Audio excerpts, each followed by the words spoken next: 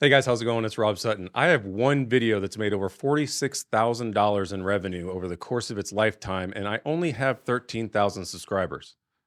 You can make a good amount of money on YouTube, even as a small channel, and I'm going to show you how. So let's get at it.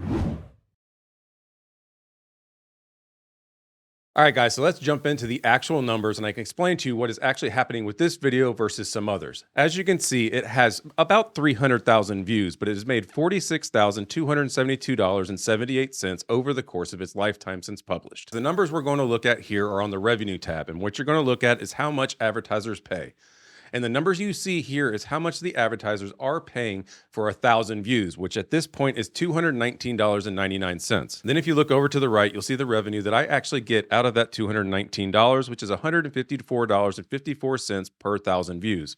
So obviously, if you do the math, it comes up to that $46,000 number that you saw in the beginning. Now, obviously, this is a very large number for a video, and it is an outlier on my channel, but I wanted to get into kind of my thought process here and how it actually happened on this video and how it compares to others on the channel. So before we get into the facts on how that happened, let's look at a couple comparison videos so you can see what we're talking about. If you look at this video that has 360,000 views, it only made $4,000 over the course of its lifetime. So if we go over to the revenue tab and look in those exact same numbers, it's making $17.36 per 1,000 views, and I'm seeing $11.15 of that per 1,000 views.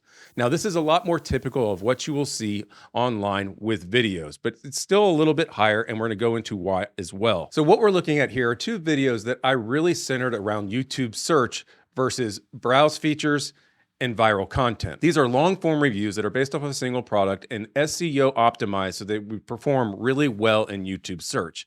So typically with these videos, you don't see a really big uptick in views right away like you would on a video that does really well with browse or viral content, but more of a really gradual growth over time based off a YouTube search. Now, what does that mean? That means that the targeted ads on these videos are based off of people that are specifically searching for a product or product grouping.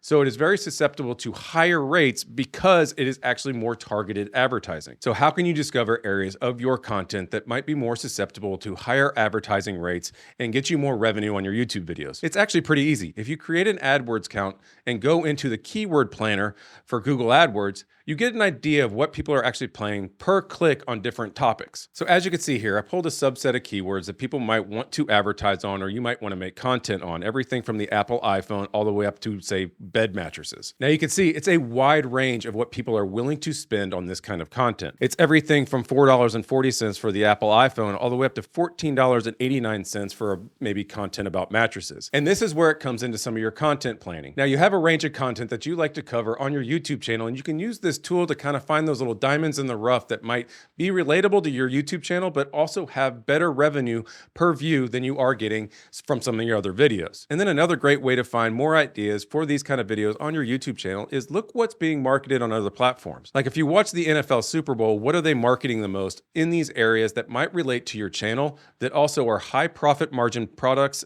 that they're throwing a ton of marketing money into? If they're throwing a lot of marketing money into it, it means they have a budget for it and that they can actually spend that money in other places as well, including YouTube. So these products would also be a good thing to cover on your channel as long as they're relatable, because there's a lot of marketing money being thrown in those areas to get those products out there. And what happens with these videos that are more based off of search content is they deliver more targeted ads that have higher CPMs than you'll see through browse videos or viral videos that might just have a big takeoff in the very beginning. So a good example of this is on my biking website, where I had more of a viral content video go up that was based off of news of the day, and it got 252,000 views, but only generated a little over $1,100 in revenue. So what you find with viral content is it generally gets a lot of views right away, which is great for a channel to get more exposure to more people. But it also typically means you're going to see less revenue per 1,000 views on those types of videos because the advertising is not as targeted as it would be from search content. So yes, search content does generally generate more revenue than you're going to see from viral content, but is there any downside to this? One,